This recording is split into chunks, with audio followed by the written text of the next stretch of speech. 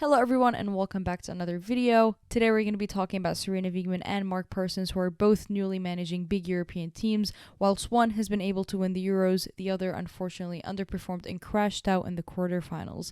Here on She Scores Bangers.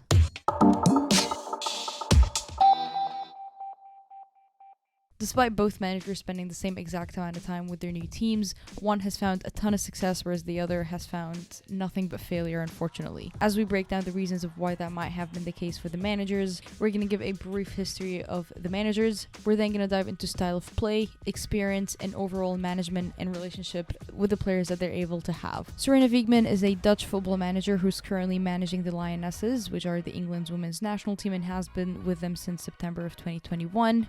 She's also a former player who played the majority of her senior career in the Netherlands. Serena was with the Dutch since 2014, where her longest spell of being the head coach was from 2017 up to 2021.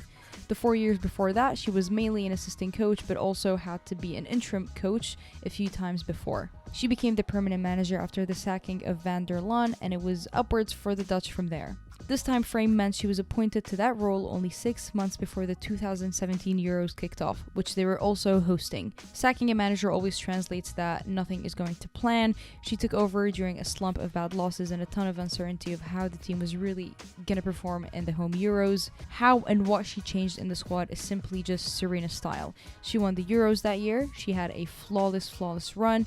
She then took them to the World Cup final, losing a very close fight against the USA. Shortly after, the Olympics rolled around and she faced another loss to the Americans in the quarterfinals on a very razor-thin penalty shootout. Shortly after that, the Dutch Football Association announced that she was heading to England and Parsons was the manager to take over once the Olympics is concluded. This was obviously not the best news for the majority of the Dutch fans because she took the Netherlands from nothing to contenders to winners. She set the standard extremely high. She allowed the young players to grow. She believed in the veterans to lead.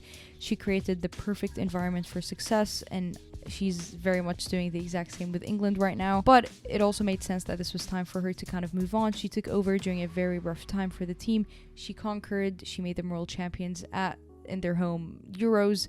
Had a very impressive run in the World Cup, won over the nation, and did exactly what she was set to do. Now moving on to Mark Parsons, who is currently in charge of the Dutch. Unlike Serena, he's never had a football career as a footballer himself, only as a manager. In the early 2000s, up to 2010, he mainly worked with the Chelsea Women Reserves team. He had a very big role in developing some of these young players and making sure that they have a bright future in England. He moved to the NWSL in America, where he would be there for the next 10 years. He had a short spell with the Washington Spirit, where initially he was a reserves coach, but had to be promoted to the first team management after the dismissal of Washington Spirit manager Mike Jordan. He didn't achieve anything wild or crazy with the Washington Spirits, but he did take them to the playoffs 2 years in a row where he was there. After that, he stepped down and was able to strike a deal with the Portland Thorns. For the next 5 years, he had a very successful run with the Thorns. He won every single trophy that he could have won with them. This includes winning the NWSL Championship, the Shield, the Challenge Cup, the Community Shield, also winning NWSL Coach of the Year in 2016. He made sure he finished off the season in November of 2021 with the Thorns to finally move out and kind of dedicate all his time with the Dutch team. This means both managers completed both deals, were able to dedicate their full time with their new nations at the end of 2021. This is no shock to anybody, but Serena Wiegman plays probably the most direct football in the most flawless way that we have seen in some time. She prefers two pivots in the midfield, four in the back, wingers, and a striker. That's why she did pretty consistently with the Dutch. If it was a 4-2-3-1, however kind of way she played around the formation, she always had four in the back, two pivots in the midfield, wingers, and a striker up top. Came to England and pretty much implemented the same understanding of the field with the Lionesses. Now, depending on the opposition, she decides how much she's committing her fullbacks and how much high press she's actually putting up front. She makes sure her players stay very disciplined in the back. She doesn't really play a low block or a low line or anything of that sense. And this style of football secured her a 77% winning rate with the Dutch, which is... that's very high. She was able to score 205 goals with them, 106 now with the English, with a 90% winning rate, having lost 0 games. These stats they're going to be written in the history books. You don't see a manager who's able to have that high of a success rate and that many goals be scored under her. Mark Parsons does not have as much of an attractive winning rate as Serena, but I also think Serena's numbers are very hard to match. His winning rates kind of fluctuate between 58 to 60%, which is not terrible, but also not as high as a Dutch manager should have. In fact, the 2-year spell that he had with the Washington Spirit, he achieved a 35% winning rate, a little bit more on the lower side of the spectrum. Now, because that falls under the 50% marker, that means he lost more games than he actually won, which is not a great stat. He doesn't play as much of a direct kind of football as Serena does. He likes to build from the back. He's very, very rigid and making sure his defenders are very involved in any kind of possession, any kind of attack he might have. This means a lot of passing backwards, a lot of kind of pushing your back line a little bit further, making sure they're connecting with the midfielders, not really going straight to the forwards, kind of making sure every single player on the field is involved. He loves to play on the wings, which in the Thorns that kind of favored him a lot. He had very good players in the middle. Sinclair was a very prominent and important player in how he wants to attack forward. He also worked with Lindsay Horan in the middle as well, so he did have a very, very good midfield in the Thorns that did favor his style of football. And you might ask yourself, well, why is that? In the NWSL, playing rights and how players decide when they're going to be playing next season, or hell, even next week, is very, very different from any other league that we see go around. Players come into the league with what they have playing rights. For a player to play for a certain club, that club needs to own their rights. How a club comes to a point where they have that player's playing rights is through trades with other teams, is through expansion draft picks, and is very much dependent on the board of that club. This usually translates to is when an NWSL is looking for any manager or coach, they're after a manager not only who's able to play good football, but also making sure they're doing the right picks and getting in the right players, and protecting the players they don't want to trade. This might sound a bit weird, and it's not the most popular system in the world, but what Mark Parsons was so good was he made sure he protected the players he did not want to trade. He was very good in scouting young college players who were going to be up in the draft. He had a good sense of collecting players who were under the radar, very underrated, really suited his style of football.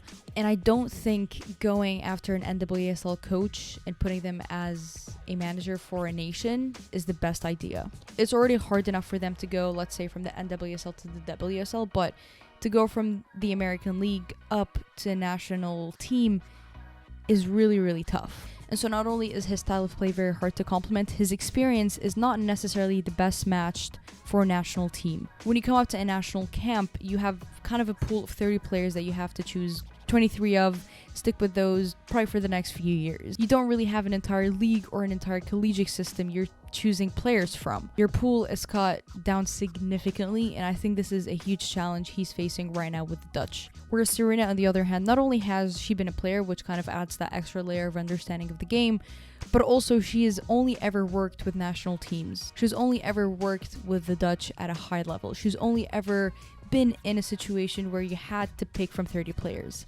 Now, that's not to say direct football is always going to win against the defensive style or the defensive football Parsons wants to play. But her style of football, you can kind of adapt to a little bit easier, and you can there's more players that are able to play that style of football. You don't need to have 100 players you need to pick 10 from to be able to play that style of football. Whereas for him, because his entire managerial career, he needed to kind of handpick those players, and you don't have that right now. It's not going to favor you so well. Which kind of seeps into our next point and how well these managers are able to connect with these players. This might sound silly, but I think it's so important for the manager to come in and not only win with the team, but you also have to develop players. You definitely have to develop the young players, and you definitely need to allow the veterans to have a leadership role. England had previously underachieved in the Olympics, the World Cup, the Euros, pretty much any kind of major competition.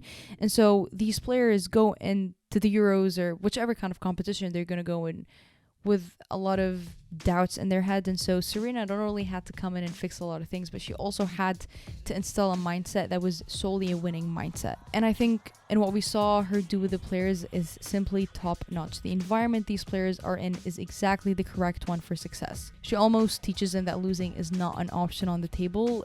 And that builds so much confidence within the players and their football and their preparation and everything that they do. And you could really see the chemistry between these players. The way they enjoy playing football was exactly the same that we saw with the Dutch in the 2017 Euros. Obviously, that's because it is a very special squad that she's put together, but it's also not a coincidence that you saw her do the exact same thing with two different nations. It's because her management, her style of converting her ideas and building that perfect bubble environment for the players. That's exactly what sets her from other managers. Whereas Parsons on the other side, I can't say that these players have been the kindest to him, and I think that makes a lot of sense. He wants to play a game with wingers and fullbacks that connect with their wingers when he doesn't have players that play that style of football. I mean, hell, we saw him play Jill Root in the right wing when the fact that Jill Root was playing in the wing multiple times I hated watching it. What happens then is the team is not able to win and they're not able to do what he wants them to do. The players are not able to play their own football, and when you're playing a player so out of position, they're not improving and they're not showing their full potential. So you're hurting yourself, the team, the players, and the fans. He doesn't like to change. He's very rigid. It's almost like he doesn't care about the players, which I know is a very big statement.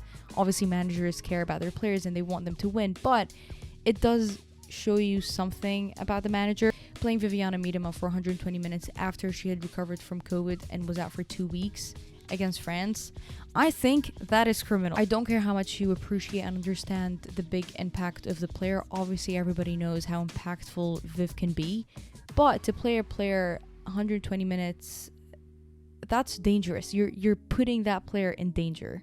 So his experience doesn't suit a national team. He clearly is not able to connect with the players the way a manager should connect on that top level, and his style of football makes everything 30 times messier. Do I think he might be able to change it around? It's hard to tell, but maybe. We've seen miracles happen in football. This might be another one. What I don't want to see and what I don't want to hear is people saying that this is a transitional period for the Dutch. It's also a transitional period for the English. In fact, I compared the Euros squads from 2017 and now. This year's Euros included 10 Dutch players that were also featured in the 2017. For England, they only had 8, which, if you're to look at those numbers, this actually means England is going through more of a transitional period because they have less players that frequently played in the past and were featured in the Euros. And so is it a transitional period? For both of them. But Serena was able to win the entire Euros. Parsons crashed very badly in the quarterfinals. Another thing that I also don't want to hear is, well, they lost against France. It's not that they lost against France in the quarterfinals, it's the fashion that they lost in. I don't think they even challenged to win that game. I didn't watch that game and was like, you know what, maybe they're able to pull it. They didn't look like they were gonna win. They almost had no chance of winning because of how they were playing. And so what happens now moving forward? I think England are very, very happy fellas, rightfully so. They brought the biggest trophy that the Lionesses have been able to win in a few decades. Sarina looks to be like she's enjoying her time in England. She's definitely very loved by the fans. What she's come in and done to that squad is, I think, going to be historical. If she decides to return to Holland, obviously that's her home nation. I think Netherlands is going to be very happy to see that take place. Will it happen in the near future? That's a hard one to answer. What happens with Mark Parsons is also another hard one to answer. The World Cup is only next year, so, either he needs to turn a few things around, or the Dutch Federation has to go and look for... I don't know who they can replace. I haven't really done my research on exactly who's going to be the best person for that position. But I don't know if it's Mark Parsons. That's where I'm going to leave it at. One lesson that we've learned through this the hard way is taking NWSL coaches and putting them in national teams is very tough, especially if you're going from Dutch football to NWSL. I think maybe it would be a little bit easier. I think we've seen with Vlatko go from NWSL to coaching the USA. There's very similar players, but European football, American football, like not actually like soccer, let's call it soccer, very different. And so putting them together clearly doesn't mesh so easily, and maybe doesn't mesh with a year or two. It may take a little bit more time, and I think only time will tell. So we'll have to stick around. We'll have to support the Dutch girls for now, but also, appreciate what Serena is doing with the Lionesses. I think she's writing history all over again.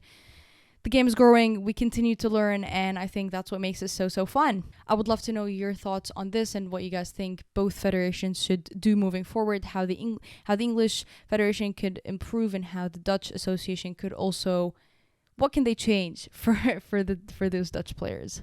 As always, make sure you subscribe to us here on YouTube and follow us on Twitter to stay updated and to continue enjoying the beautiful game. I will see you later.